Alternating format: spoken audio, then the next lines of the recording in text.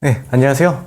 수업 다시 시작하겠습니다. 지난 시간에 우리가 이 삼국의 통치 체제에 대한 이야기를 했었죠. 그래서 고구려 백제 신라가 어떻게 중앙 집권 국가로 발전해 나갔는지에 대한 이야기를 살펴봤고요. 이번 시간은 그의 뒤를 이어서 본격적으로 삼국 간의 경쟁이 어떻게 진행되었고, 그리고 신라의 삼국 통일은 결국 어떠한 과정을 통해서 이루어졌는가를 살펴보도록 하겠습니다.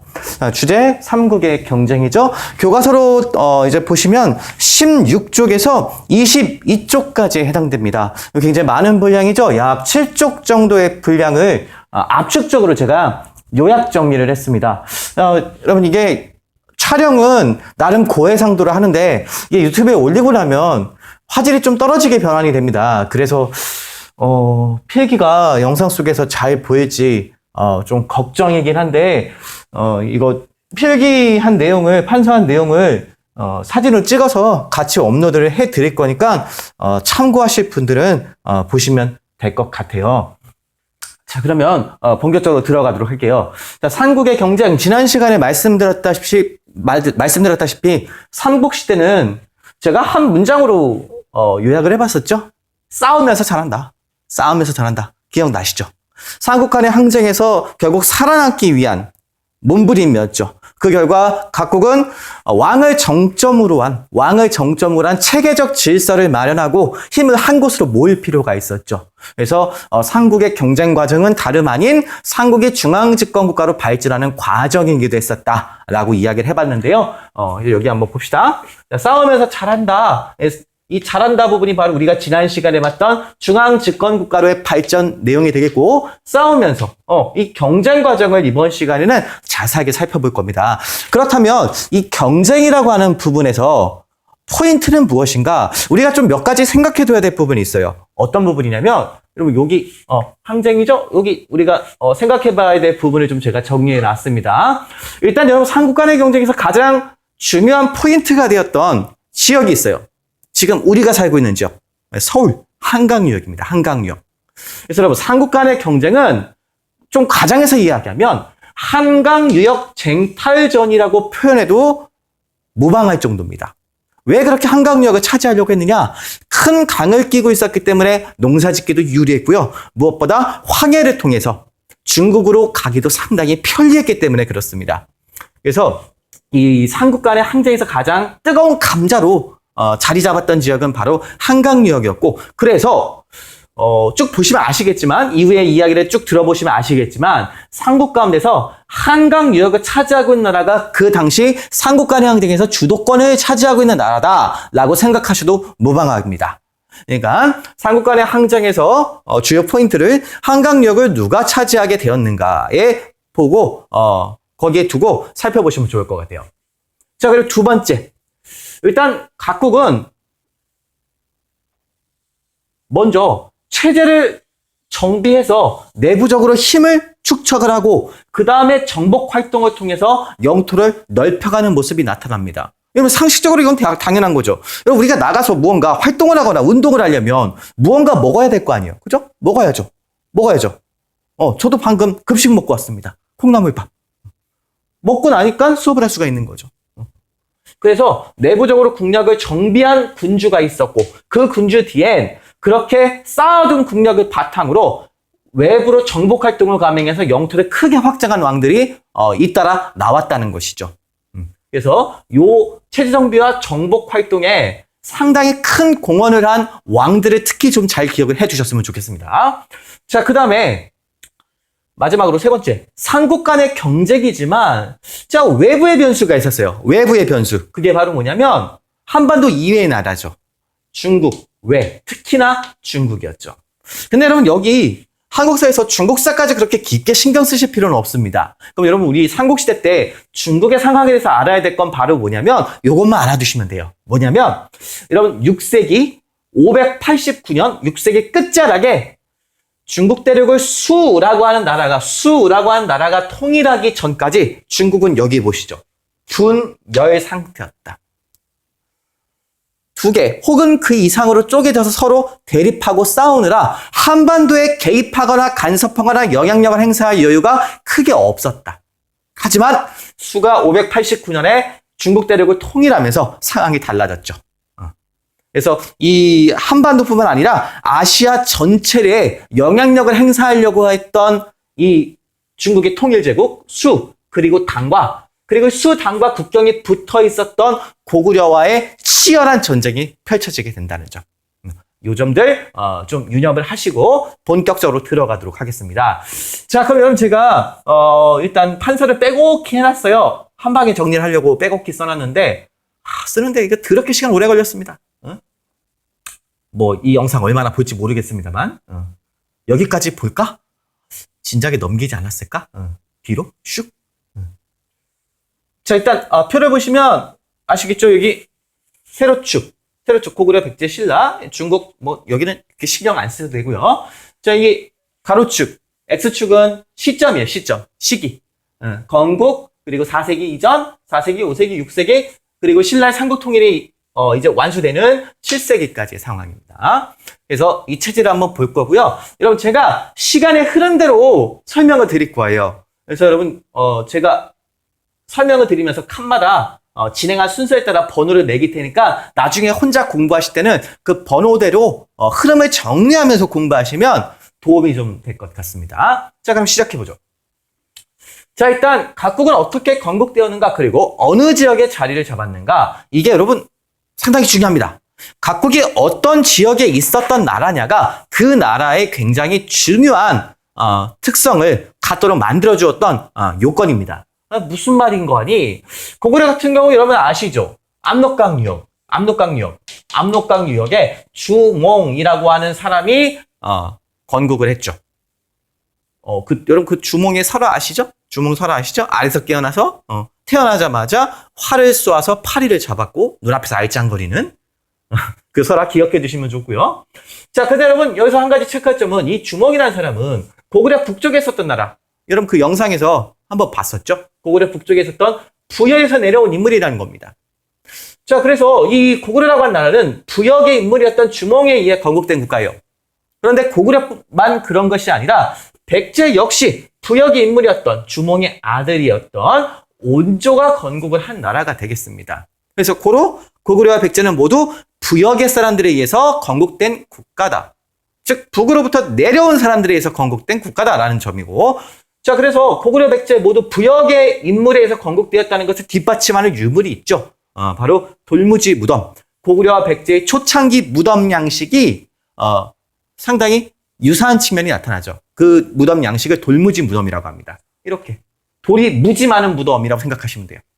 계단식으로 나중에 발전합니다만 이렇게 뭐 이건 나중에 문화 부분에서 이야기가 또 나오겠습니다만, 아무튼 여러분 다시 고구려의 건국 위치로 돌아가죠. 압록강 유역이에요. 압록강. 그 밑에 개마고원 있죠. 한국의 지붕. 척박해요. 산악지형입니다. 그러니까 평야가 없어서 농사 지어도 먹고 살기가 쉽지 않아요. 농사를 열심히 지어도. 그래서 주변 지역으로 평야지대로 진출하기 위해서 끊임없이 전쟁을 일으켰고, 주변 나라들을 적극적으로 삥 뜯으면서, 옥저 이런 나라들 있죠? 끊임없이 삥 뜯으면서 생활을 했습니다. 그러다 보니까 여러분 고구려는 어떻게 해요? 기본적으로 사람들이 매우 씩씩하고 무예에 능한 사람들이 많습니다. 그래서 이 고구려의 분위기라든가 문화를 가리켜서 흔히 상무적 분위기가 넘쳐 흘렀다라고 이야기하는데, 상무가 뜻이 뭐냐면 상은 높게 생각한다, 숭상한다라는 뜻이고, 무는 우리가 무예할 때, 무술할 때 쓰는 그 무자입니다. 잘 싸우는 전사를 높이 평가하는 사회적 분위기가 상당히 만연해 있다. 그렇게 생각해 두시면 될 것 같아요. 자, 그리고 두 번째 포인트죠. 고구려는 중국과 접경 지역입니다. 중국과 국경을 맞대고 있죠. 그러다 보니까 중국뿐만 아니라 북쪽에 있는 유목민족으로부터 침략을 끊임없이 받았고, 결론적으로 고구려는 원치 않았겠지만 이 백제와 신라를 중국이나 북방 유목민족의 침입으로부터 지키는 방파제 역할을 하게 되었다라는 점이죠. 그래서 고구려는 중국과 대립관계에 계속해서 비교적 놓인 편이 많았다라고 생각을 해주시면 좋을 것 같아요. 자, 그 다음 백제입니다. 백제는 여러분 이 척박한 압록강 유역이 아닌 따뜻하고 풍요로운 한강 지역에 처음 자리를 잡았습니다. 주몽의 아들이었던 온조가 건설을 했죠. 그래서 이 한강 유역은 아까도 말했다시피 황해를 통해서 중국과 교류하기에 굉장히 편리한 곳이었죠. 자, 여러분 중국은 여러분 한국사에서 중국이라고 하는 나라가 갖는 이미지 이렇게 생각하시면 돼요. 선진국. 지금은 중국이 선진국은 아니죠. 강대국이긴 합니다만 문화적 선진국이라고 보기는 매우 어렵죠. 하지만 한국사에서 중국은 선진국이라는 이미지로 생각을 해주시면 상당히 좋을 것 같아요. 그래서 이 중국의 선진 문물을 빠르게 수용할 수 있었고 결과 상당히 세련된 문화가 형성되었다라는 점. 자, 그 다음 신라입니다. 신라는 여러분 아시다시피 지금 따지면 경주, 경상북도죠. 경상북도는 여러분 이게 산맥에 소백산맥에서 이렇게 가로막혀 있어요. 응? 한반도가 있으면 이 산맥에 의해서 신라는 쉽게 얘기해서 갇혀 있었어요. 이렇게 상당히 폐쇄적 지형이죠. 그러니까 중국의 문물이 고구려와 백제만큼 빠르게 유입되지 않아요. 그러다 보니까 국가의 발전이 상당히 더뎠어요. 하지만 이 경북 지역 고유의 토속적인 문화가 비교적 강하게 그리고 오래 지속될 수 있었죠. 좋게 말해서 토속적. 좋게 말해서 토속적. 그냥 쉽게 표현하자면 촌스럽다. 신라의 문화가 촌스럽다는 건 아니고요. 약간 뭐라고 해야 되나? 잘못하면 신라 문화를 비하하는 게 되는데 영상이라 그런 게 아니고요. 여러분들에게 이해를 돕기 위해서 여러분 이해를 돕기 위해서 쉽게 얘기하자면 토속적 이란 말을 표현을 한 겁니다. 자, 여러분 제가 그냥 이렇게 표현하는데요. 고구려는 상무적, 헬스장, 백제는 세련된 미용실, 신라 토속적, 청국장집 보통 이렇게 표현을 합니다. 이거 봐두시면 되겠고, 자, 그럼 이제 본격적으로 삼국 간의 항쟁, 삼국이 발전하면서 경쟁하는 시점으로 들어가 보도록 할게요. 자, 일단 여러분 이 삼국 간의 항쟁에서 삼국 간의 항쟁이 드라마틱하게 전개되는 시점은 4세기부터고요. 그 이전의 중요한 일들을 한번 정리를 해볼게요. 자, 일단 4세기 이전. 4세기 이전의 상황입니다. 4세기 이전의 상황인데, 4세기 이전 고구려에서 태조왕이라고 하는 왕이 등장해서 고구려의 중앙 집권을 강화시킵니다. 어떻게? 자, 이 고구려에서 고구려 왕을 계류보 소속의 오로지 고씨만이 왕을 세습할 수 있도록 확립한 거죠. 여러분 이때부터 고구려가 지난 시간에 우리가 봤었던 연맹왕국의 형태를 조금씩 벗어나기 시작했다라고 보는 거죠. 그래서 계류보 고씨의 왕위 세습이 안정적으로 이어지게 됐던 거고요. 그러면 고구려 바로 밑쪽에 있었던 동남쪽에 있었던 약소국이죠. 옥전. 옥전이 여러분 우리 지난번에 봤던 그 고대국가 체제에서 연맹왕국 형태로도 발전을 못했고요. 군장국가 단계에서 멸망했거든요. 그래서 옥전의 복속, 이런 복속이 뭐냐면 복종시켜서 속하게 만들다, 제압했다라고 생각하시면 될 것 같아요. 자, 그리고 중국 요동 지역으로까지 고구려의 영토를 크게 확장시킨 것으로 보고 있습니다. 네, 그 다음에 백제는 고이왕입니다. 고이왕, 백제 고이왕. 자, 백제 고이왕은 자, 일단 한강 유역에서 출발했던 자그마한 국가였던 이 백제가 주변에 있었던 여러 나라들, 마한에 속하는 여러 나라들 알고 모르겠지? 이 백제는 마한에 있었던 마한 54개 소국 가운데 하나였어요. 백제국. 그 백제국이 마한에 있었던 다른 수많은 나라들을 제압하고 성장하게 간 거거든요. 그래서 고이왕 때 한강 유역에 자리 잡은 백제가 주변에 있었던 한강 유역의 여러 다른 국가들을 병합하면서 덩치를 키워나가기 시작했던 거예요. 그리고 중앙 관제를 정비합니다. 관제, 이게 뭐냐면 관리의 등급을 정했고요. 관리들에게 유니폼을 입히기 시작했어요. 지난 시간에 했었죠? 관등 공복. 그래서 왕을 정점으로 하는 피라미드식 체제적 질서의 확립이라고 이야기했었잖아요. 그죠? 번호. 자, 여기 1번. 자, 여기 2번입니다. 자, 그러면 여러분 이제 본격적으로 4세기 들어가 보도록 합니다. 자, 여러분 4세기 제가 뭐라고 적어놨습니까? 백제라고 적어놨죠. 그렇습니다. 4세기는 백제 시대였어요. 백제가 주도권을 잡았습니다. 여러분 백제가 주도권을 잡았어요. 그러다 보니까 여러분 백제가 가장 강한 나라다 보니까 다른 나라들이 백제를 막 견제했겠죠. 그래요. 그 시점에서 가장 강한 나라, 주도권을 잡고 있는 나라는 한강역을 장악하고 있는 나라고요. 그 나라는 다른 두 나라의 샌드위치 공격을 당하는 경우가 상당히 많았다는 점 생각해 두시면 좋을 것 같아요. 자, 그래서 이 백제, 4세기 백제 얘기부터 한번 해보도록 할게요. 네, 여러분 이 백제 고이왕 때 국력을 축적하고 내부 체제를 정비했죠. 여기 보세요. 체제를 정비하고 그렇게 쌓아두림을 바탕으로 마침내 정복 활동을 통해서 전성기로 백제를 이끈 사람이 바로 누구냐면 근초고 왕입니다. 3번 여기 보는 거예요. 근초고 왕. 근초왕은 마한에 있는 수많은 다른 국가들을 완전히 다 복속시켰고요.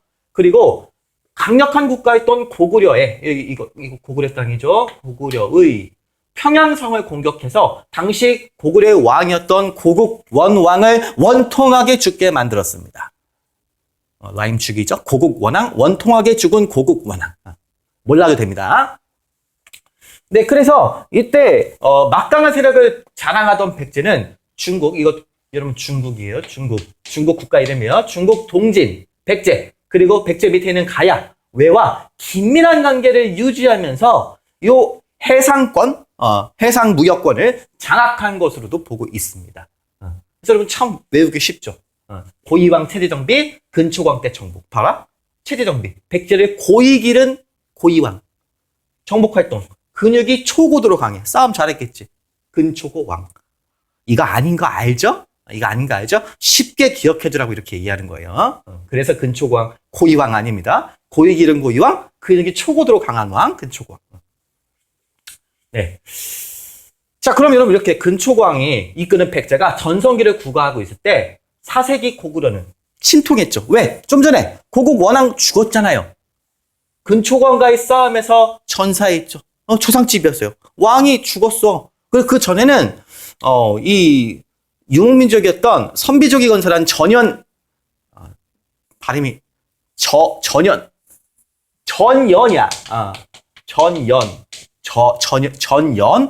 몰라도 돼. 이 전연의 침입으로 수도가 함락된 적도 있고 4세기 고구려는 암울했어요.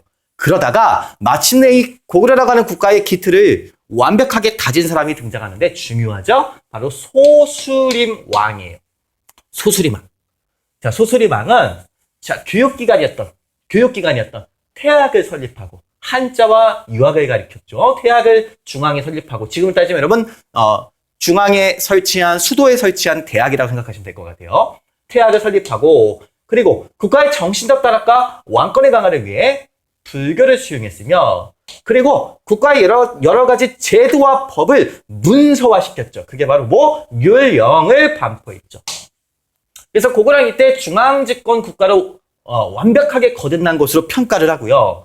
그래서 이렇게 소수림왕 때 국력이 쌓이기 시작했고 축적되기 시작했고 그랬기 때문에 바로 뒤이어 광개토 대왕과 장수왕이 엄청난 정복 활동을 감행할 수가 있었던 겁니다.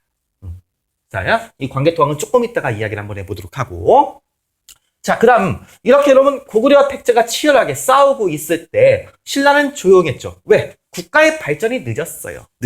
그래서 초기 신라는 고구려의 영향력 아래, 고구려의 보호 아래 국가를 유지하는 모습도 보였는데요. 그러다가 4세기 중요한 왕 내물왕 때 서서히 체제를 정비하기 시작합니다.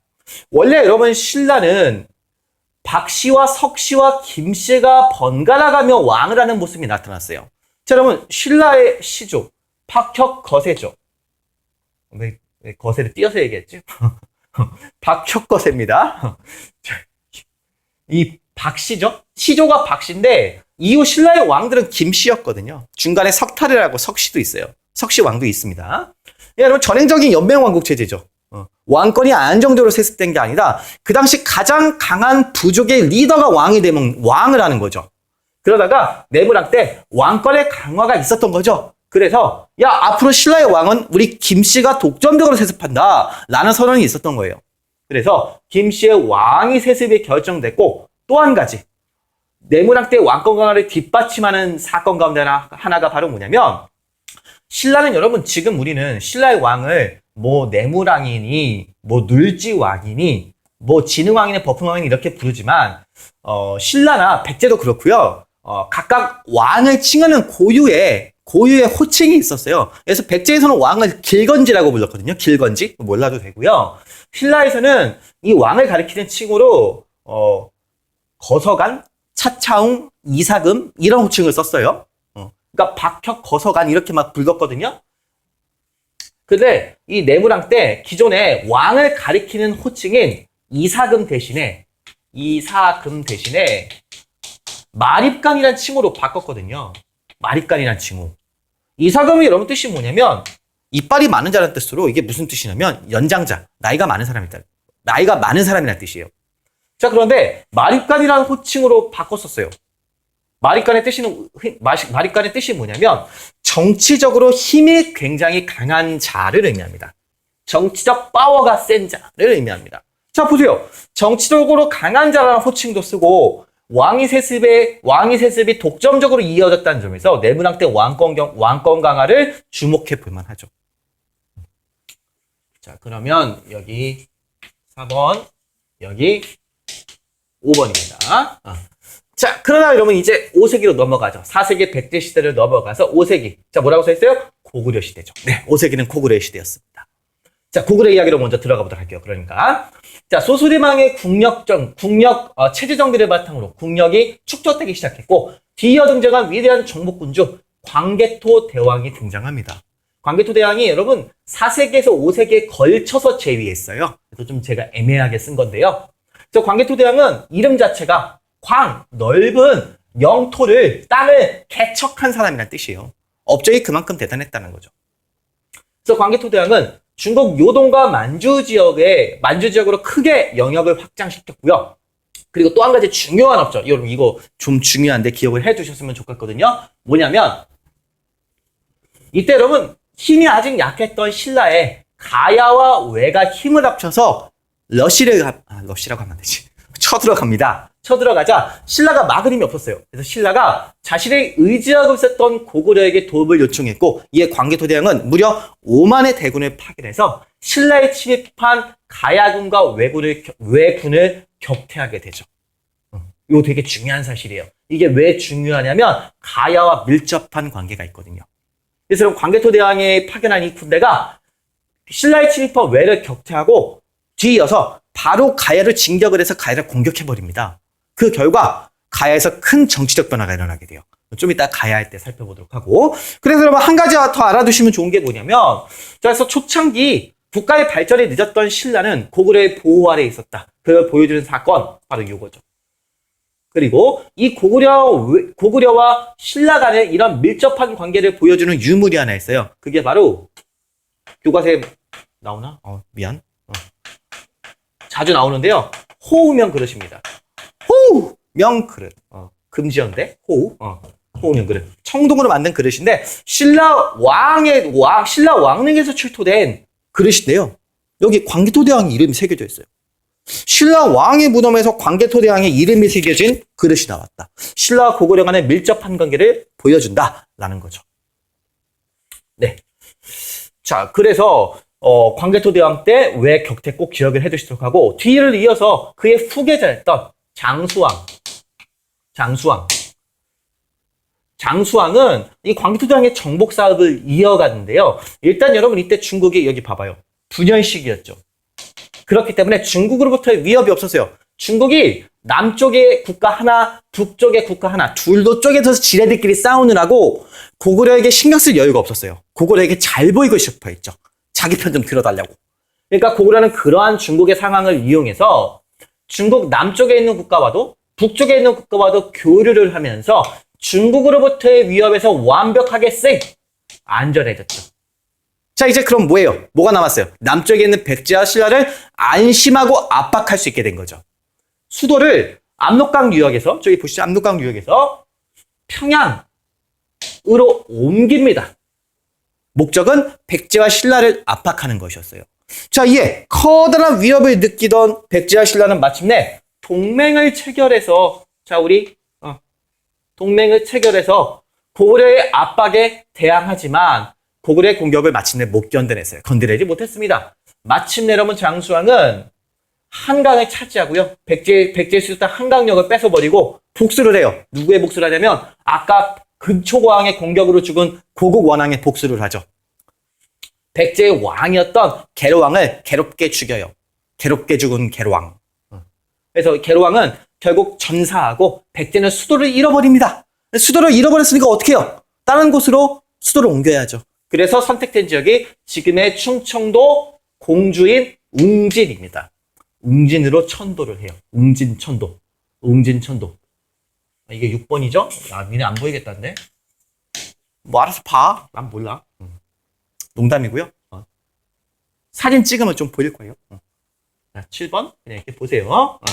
웅진으로 수도를 옮겼다. 자, 그래서 5세기 때는 고구려가 정복 활동을 감행하던 시기가 되겠고요. 한 가지 더 여러분 심화학습인데요. 알아두시면 좋은 건 뭐냐면 장수왕이 자신의 이런 업적, 한강역을 차지했던 업적, 그리고 자기 위대한 아버지의 업적을 기리고자 비석을 세웠어요.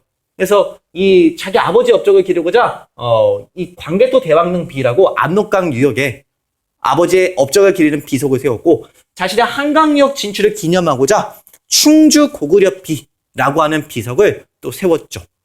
자, 그것까지 알아두시면 상당히 좋을 것 같아요. 자, 그 다음에 여러분 이제 6세기로 건너가겠습니다. 6세기. 자, 6세기 때는 여기 보시면 신라의 시대죠. 신라의 시대입니다. 자, 신라가 이때부터 기지개를 펴기 시작해요. 기지개를 펴기 시작합니다. 자, 일단 신라의 기지개는 지증왕으로부터 켜져요. 지증왕은 마립간이라고 하는 호칭을 더 이상 쓰지 않고, 자, 우리도 중국식으로 왕이라고 하는 호칭을 쓰자라고 해서 왕의 호칭을 사용하기 시작했고, 자, 그리고 독도는 우리 땅 노래 알아요? 지증왕 13년 섬나라 우산국. 세종실록 찌리지 50페이지. 그만? 우산국. 지금의 울릉도입니다. 울릉도인 우산국을 역시 복속시켰어요. 독도는 우리 땅 노래 괜히 나오는 게 아닙니다. 자, 그리고 그 뒤를 이은 버풍왕 때는, 자, 이 버풍왕이 여러분 그 고구려의 소수림왕에 해당되는 포지션이에요. 율령, 반포, 불교 수용. 이때 신라가 중앙집권 국가로 완벽하게 거듭났다고 보시면 되겠죠. 자, 그리고 이 금강가야라고 해서 가야의 한 나라였던, 가야에 있었던 여러 나라 가운데 하나였던 금강가야를 집어삼킵니다. 집어삼켜요. 그래서 여러분 버풍왕 때 체제를 정비해서 국력을 축적하기 시작했고, 자, 그렇게 축적된 힘을 바탕으로 정복 활동에 나선 사람이 그의 아들이었던 진흥왕이에요. 진흥왕은 국가를 이끌어갈 인재를 육성하고자 화랑도, 이런 많이 들어보셨죠? 신라 청소년들로 구성된 청소년 집단입니다. 지금 다 지금 보이스카웃인데 그 보이스카웃을 국가조직으로 개편시켜버렸어요. 목적은 화랑도를 통해서 국가를 이끌어갈 인재를 육성하기 위해서였어요. 화랑도를 국가조직으로 개편해서 인재를 육성했고, 자, 그리고 백제와 여기 보시죠? 동맹 맺은 상태였죠? 백제와 손을 잡고 한강역을 마침내 되찾아왔어요. 그게 어떤 왕 때냐면 여기 이런 성왕 때. 한강을 일시적으로. 근데 여러분 왜 일시일까? 그래서 진흥왕과 성왕이 둘이 힘을 합쳐서 한강역을 다시 되찾아왔고, 한강역을 나눠서 먹었거든요. 근데 얍삽한 진흥왕이 동맹국이었던 백제를 공격했어요. 기습해서 한강역을 독점해버렸던 거죠.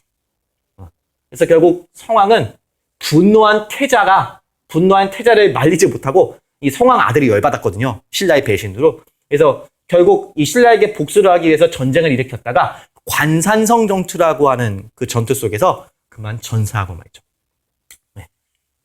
그래서 한강을 차지했고, 더 나아가 고구려가 이때 정신을 못 차리고 있었거든. 지금 여러분 원래 고구려가 6세기 때 비어있는 거예요. 정신을 못 차리고 있었어. 암흑의 시기였어. 그 틈을 타서 고구려의 영토였던 한경도까지 먹어치워버려요. 그리고 남아있던 가야 국가 가운데 하나였던 대가야를 정복하면서 이때 가야는 신라에서 완전하게 멸망하고 맙니다.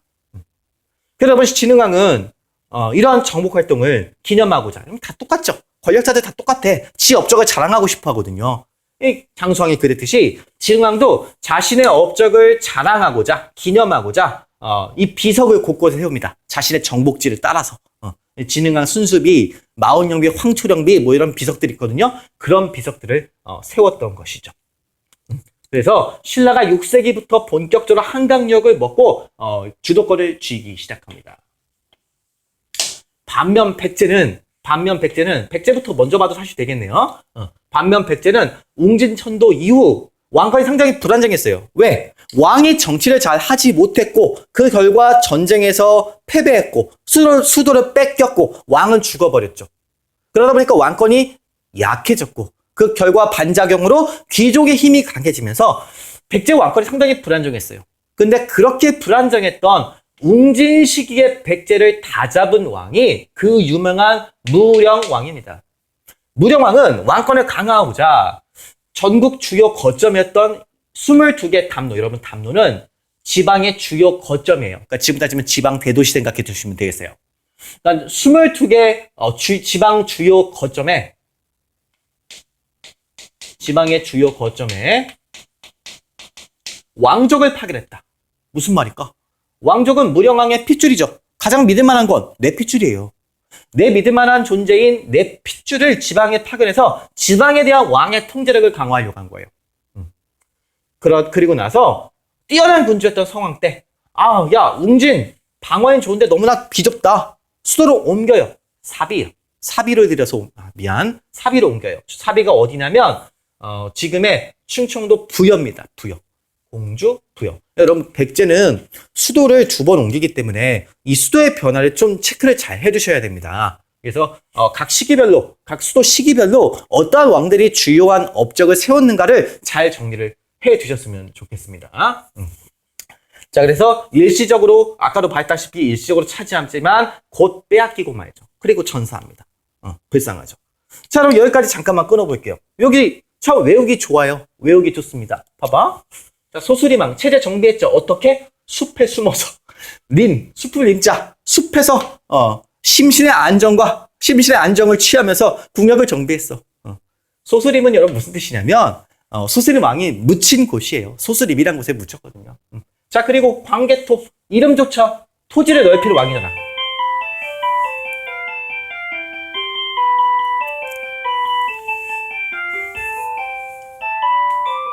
네, 지금 1시 10분? 1시 10분?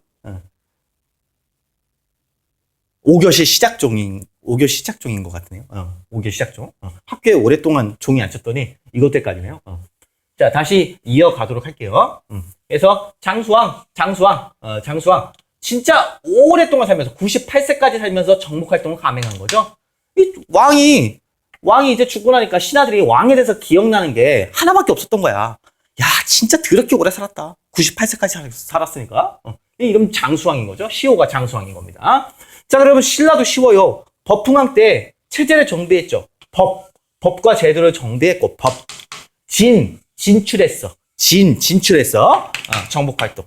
기억하기 어렵지 않죠? 고위길은 고위왕, 근육이 초고대로 강한 왕, 숲을 소수림, 숲에서 국력을 정비, 광개토, 장수, 그리고 법흥왕, 법을 정비, 진흥왕, 외부로 진출, 기억 좀 해두시면 되겠습니다. 자, 이제 여러분 길고 긴 삼국간의 전쟁에서 마지막 단계로 가죠. 지루하죠? 빨리 끝낼게요. 자, 마지막 7세기입니다. 7세기. 자, 여러분 7세기 때 중요한 변화는 바로 뭐냐면 아까도 말했다시피 589년에 분열됐던 중국을 수나라가 통일했어요. 자, 고구려 초긴장. 자, 이 중국이 막강한 힘을 갖게 되면서 아시아 전체를 자신의 영향력 아래 두려고 한 겁니다. 고구려에게 압력을 가했지만 고구려가 어떤 나라입니까? 압력에 굴하지 않았죠. 결과 고구려와 수간에 무려 4차례에 걸친 전매전이 펼쳐집니다. 그중에서 우리 딱 한 차례 전쟁만 기억합시다. 하나의 전투만 기억합시다. 고구려가 크게 이긴 전투. 바로 살수대첩. 무조건 기억합시다. 살수대첩. 크게 승리한 전투란 뜻이죠. 살수는 지금의 청천강이에요. 북한적인 청천강. 근데 어떻게 외우면 좋을까? 수나라 군사들을 죽인 전투. 그렇게 외우면 편하겠죠? 그 다음에 수는 결국 고구려를 4차례 치다가 결국 그 후유증으로, 부작용으로 망해요. 금방 망합니다. 그리고 그 뒤를 이어서 중국을 다시 재통일한 나라가 당나라입니다. 당 역시 고구려를 침략했고 여러 차례 침략했지만 마침내 이겨내지는 못했죠. 하나만 역시 기억합시다. 안시성 전투. 영화 나온 거 알죠? 거기서 당의 대군을 고구려가 격파해요. 연개소문이라고 하는 귀족이 당과의 전투를 이끌어 갔는데 연개소문은 왕을 허수아비로 만들고 권력을 독점했어요. 연개소문의 독재. 근데 여러분 이게 결국 고구려의 몰락 원인이에요. 어떤 거? 여러분 중국의 거대한 정치를 가진 중국의 거대 제국과 고구려는 끝도 없는 수십 년간의 전쟁을 펼친 거예요. 얼마나 많이 국력이 소모됐겠습니까? 그죠? 결국 그게 고구려 멸망으로 이어지게 된 거고 또 한 가지 연개소문의 독재가 이어지고 연개소문이 결국 죽으면서 연개소문 독재에 따른 후유증으로 내부 분열이 발생하게 돼요. 그래서 내부 분열과 중국과의 전쟁에 따른 국력 소모가 결국 고구려의 몰락으로 이어졌던 거죠. 자, 그럼 7세기 들어가도록 하겠습니다. 8번, 9번, 8번, 9번, 얘가 10번, 자, 11번. 네. 그래서 여러분 7세기 때 신라는 마침내 동맹군을 찾게 됩니다. 동맹군을 왜 찾게 됐냐면 여기 배신 때렸죠. 백제랑 손잡고 고구려로부터 한강을 차지했다가 동맹국이었던 백제를 공격했잖아. 낮에 동맹 깨진 겁니다. 사랑은 이제 끝났어. 그리고 신라는 고구려, 위쪽으로는 고구려, 왼쪽에는 백제의 공격을 샌드위치로 받게 됐죠. 결국 왕따가 됐던 신라가 선택한 동맹군은 여러 차례 고구려를 내가 쳤는데 아이씨 어떻게 안 되네? 라고 생각하고 있었던 당나라였어요. 그래서 문무왕의 아버지였던 이 무해랑이 당으로 건너가 나당 동맹을 체결하게 됐고요. 이 무해랑의 아들이었던 문무왕 때는 마침내 나당, 신라와 당 간의 연합군이 결성이 돼서 본격적으로 백제와 고구려를 공격하게 됩니다. 자, 그래서 660년에 백제가 먼저 나당 연합군에 의해서 멸망했고요. 668년에는 고구려까지 멸망했습니다. 멸망. 자, 그런데 백제가 망하고 나서 삼국 통일이 완수됐나 했더니 끝이 아니었어요. 진짜 최종 보스, 끝판왕이 남아있었죠. 그게 다름 아닌 당이었어요. 자, 무슨 말인 거 아니? 애초에 여러분 나당 동맹을 체결할 때